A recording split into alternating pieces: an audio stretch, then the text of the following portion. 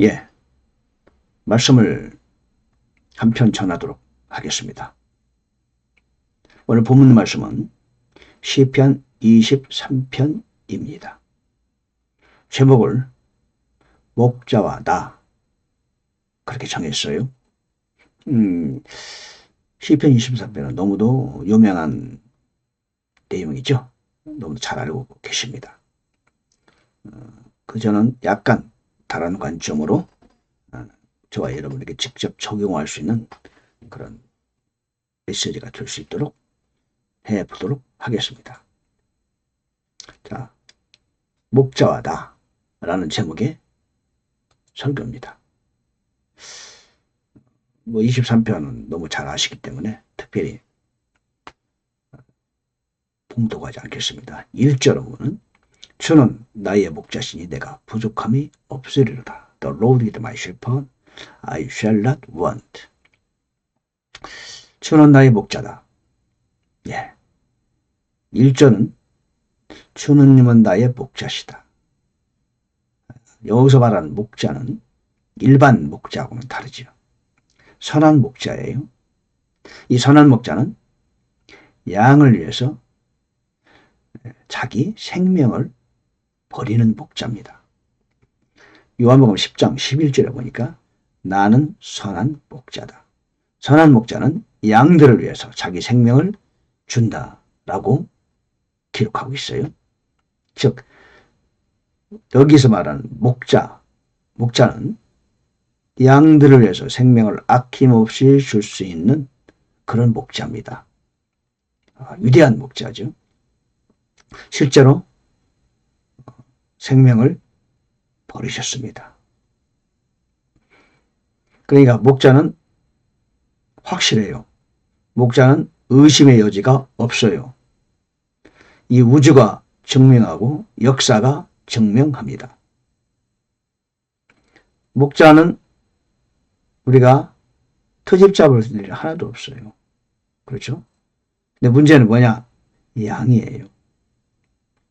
목자는 완벽해요. 목자의 할 일을 다 했어요. 모든 걸 갖췄어요. 근데 문제는 양이에요. 어떤 문제냐? 당신은 그 목자의 양이 맞나? 이 문제를 짚고 넘어가야 돼요. 많은 분들이 10편, 23편을 은혜를 받고 메시지를 전하고 설교를 하는데 목자와 양 얘기만 하는데 양의 정체성에 대해서는 잘 언급하지 않아요. 여기서 10편, 23편이 저와 여러분의 것이 되려거든 일단 양을 살펴봐야 돼요. 어떤 부분이죠? 양과 목자의 관계가 바로 형성되어 있는가? 이것이 중요해요. 그리고 1절을 통과해야만이 2, 3, 4, 5, 6절까지 갈 수 있어요.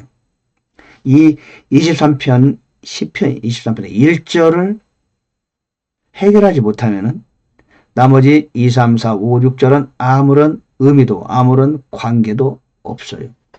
1절은 어떤 문제냐? 양과 목자의 관계가 확정돼야 됩니다. 목자는 틀림없어요.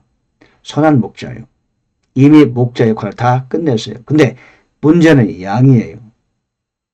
양이 좁은 목자가 나의 목자가 맞는가? 확신이 있어야 돼요. 그럴 때 목자를 통해서 나한테 부어지는 엄청난 은혜와 복을 내가 양이 누릴 수가 있어요. 그것이 형성되지 않으면 장담할 수 없어요. 아직이에요. 그래서 여기서 가장 중요한 단어는 뭐냐? 주는 나의 목자 맞는가? 나의 목자. 이것을 계속 확인해야 돼요. 정체성. 즉 양의 정체성을 먼저 따져봐야 된다. 주는 나의 목자시니 나의 목자 맞습니까? 당신의 목자 맞아요. 틀림없어요. 저 하늘이 무너지고 이 땅이 꺼져도 좁은 목자는 나의 목자 맞습니까? 그거를 점검해야 돼요. 그걸 점검하고 나서 다음 단어로 들어가면 돼요. 주님이세요. 그분은 목자 맞아요. 맞잖아요. 그죠? 역사가 증명하고. 그죠?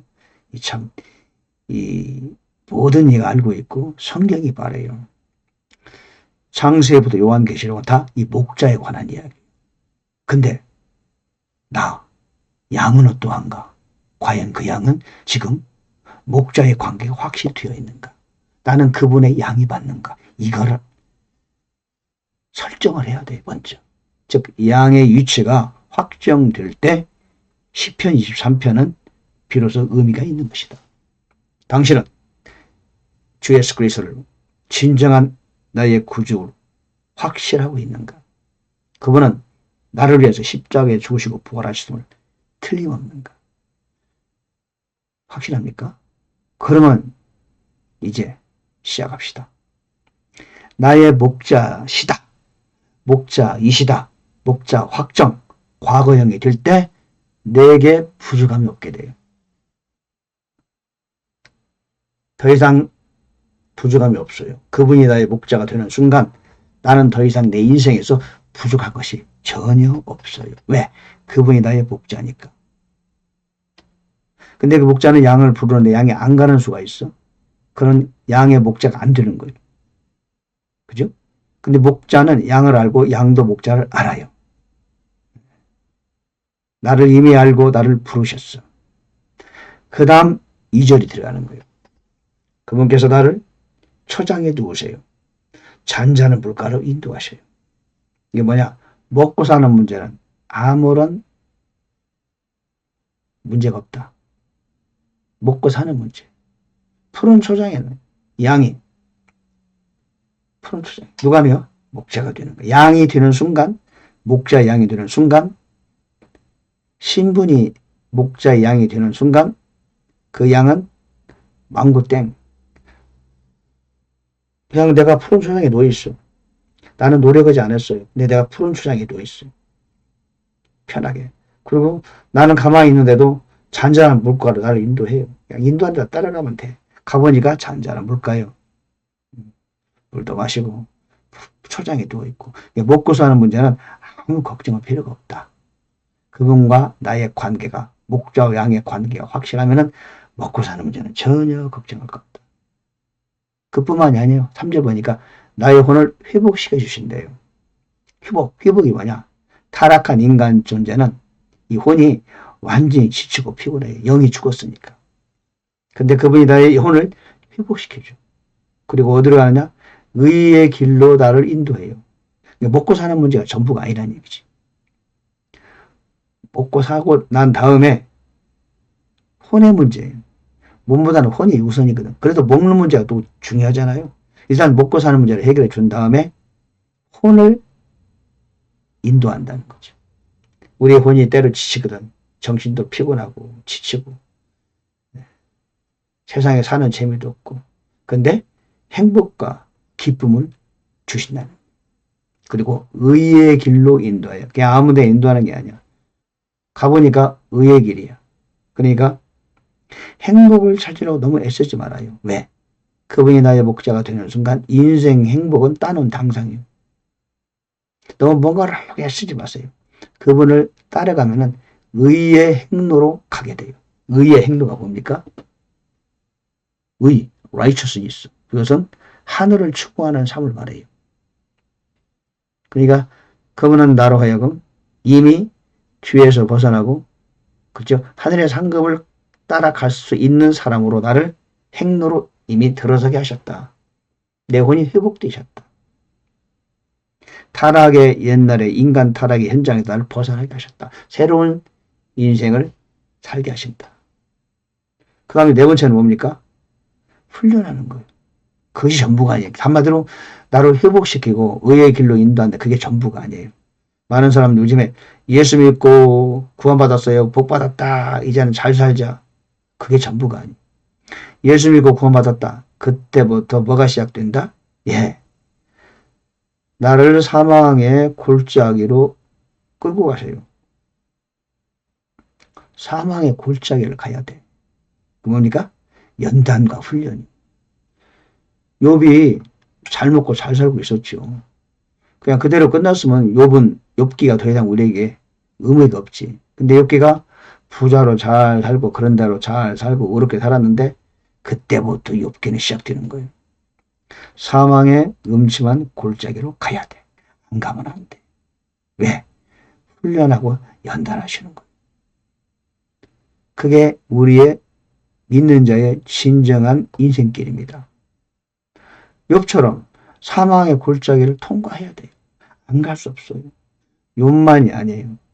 야곱도 요셉도 다윗도 다니엘도 다 하나님께 사랑받고 중용되었던 하나님의 사람들은 모두 다 사망의 음침한 골짜기를 통과했어요.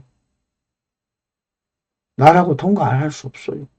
나도 그들의 뒤를 발자취를 따라가야 돼요. 가야 돼. 이유가 뭐죠? 하나님이 원하시면 거룩한 주님을 닮아가기 위해서는 어쩔 수 없이 사망의 음침한 골짜기를 통과해야 된다. 그렇다고 걱정하실 거 없어. 왜? 그분이 다 함께 하시거든. 욥기 23장 10절 말해요. 나의 가는 길을 오직 그가 아시나니 그가 나를 단련하신 후에는 내가 정금처럼 나오리라. 욥도 그걸 어느 정도 알았어요. 이 길을 가는 이유는 정금처럼 되기 위해서 나를 사망의 그늘진 골짜기로 인도하시는구나. 이 길을 외면할 수 없다. 그러므로 여러분, 예수 믿으면 복 받는다. 복은 받아요. 근데 만고땡이다. 편안하게. No. 그거 생각하여 버리세요. 고난과 환난을 거치지 않으면 하늘에 전혀 상급이 없어요. 가야 돼요. 가는 거예요. 그러나 두려워하지 마세요. 주님께서 나와 함께 하시고 그분의 지팡이와 막대가 나를 위로하신다고 성경은 말해요. 그 과정을 거치고 나면은 원수의 목전에서 상을 차려주신대요. 원수의 목전에는 누구냐? 내가 사망의 음침한 골짜기를 이끌어가고 거기서 나를 해를 주고 나를 공격했던 그게 원수요. 그러니까 욥이 환난을 시작하기 전에 사탄이 그를 공격했죠. 사탄이 공격하기 위해서 욥이 환난이 펼쳐지기 시작한 거예요. 근데 결국 사탄이 보는 앞에서 하나님이 그에게 상을 베풀어 주셔요. 모래에 기름을 바르셔요. 그리고 평생 동안 선하심과 긍휼하심이 정녕 나를 따르게 돼요. 욥도 말하잖아요. 8장 7절에서 내 시작은 미약하였으나 내 나중은 심히 창대하리라. 믿음을 선언합니다. 그리고 마지막은 뭐죠? 해피엔딩이에요. 해피엔딩. 상을 차리시고 머리에 기름 부으시고 그리고 선하심과 긍휼하심 나를 따르고 이 땅에서 그 다음에 내가 주의 집에 영원히 거하리로다. 영원세계까지 지금 언급하고 있어요. 약속하고 계시죠. 그런 과정입니다. 여기가 왜 갑자기 원수가 나올까? 5절에 보니까 원수가 있어. 원수의 눈 앞에서 상을 베푸신다. 내가 사망의 음침한 골짜기로 걸어갈 때 원수가 나를 공격하고 무너뜨리려고 상처를 주고 앞에 방해물로 등장하고 항상 원수는 그래. 그러나 그 원수가 있기 때문에 우리는 훈련을 받을 수 있는 거죠. 여러분 챔피언 도전을 하려면 스파링 파트너가 있어야 되잖아요. 스파링 파트너가 열심히 연습을 해요. 그래야 챔피언에 도전하지. 챔피언을 따려면 상대가 있어야 할 거 아니에요. 상대 없이 혼자 챔피언 됩니까? 그렇죠? 챔피언을 되기 위해서는 조연이 필요한 거예요. 악하는 원수마귀는 항상 조연 역할을 하고 스파링 파트너 역할을 해야 돼요. 왜? 나를 강력하게 만들려면. 나를 훈련하기 위해서는 스파링 파트너가 필요하다. 그게 마귀들이에요. 우리는 마귀 역할은 뭐예요? 결국 욥을 큰 복을 주게 한 것처럼 욥이 거룩한 하나님의 사람으로 만들어진 것처럼 오늘 역시 우리들에게도 그런 역할을 할 뿐이요. 그죠? 도구 역할을 할 뿐이다. 시편 23편은 가장 중요한 문제는 과연 그분은 나의 목자란 확실한 믿음이 있는가? 틀림없는가? 명확한가? 그 다음부터는 걱정할 이유가 없어요. 먹고 사는 문제 2절 해결해 주신대요. 그 다음에 혼의 문제, 영의 문제, 의의 길로 가는 문제, 그 다음에 연단과 훈련과 고난과 환난의 문제, 그것조차도 걱정 없다. 그 다음 단계는 원수의 얼굴 앞에서 상을 차려주신, 그야말로 하늘에서 내려온 하늘의 복이 내 앞에 펼쳐지기 시작하는 거죠. 평생에 선하심과 긍휼의 정령 나를 따를 것이다. 해피엔딩. 하나님의 사람들은 해피엔딩 스토리. 그리고 이 땅을 떠나는 순간 주의 집에 영원토록 가는 영생 복락이 약속되어 있습니다. 예, 오늘 시편 23편 목자하다라는 제목으로 은혜를 다뤘습니다. 가장 우선적인 것은 양과 목자의 관계 형성과 확인이 우선이다. 그 다음에는 몸의 문제, 혼의 문제를 하나님은 다 공급하신다. 이어서 아직 끝나지 않았어요. 고난과 연난과 훈련이 있다. 때로는 사망이 음침한 골짜기가 다가온다. 그러나 염려 안 하셔도 된다. 왜? 결국은 해피엔딩 스토리. 상급과 영생 복락이 나를 기다리고 있다는 겁니다. 이 시편 23편의 놀라운 은혜와 축복이 여러분 인생길에 넘치게 펼쳐지기를 간절히 바랍니다. 감사합니다.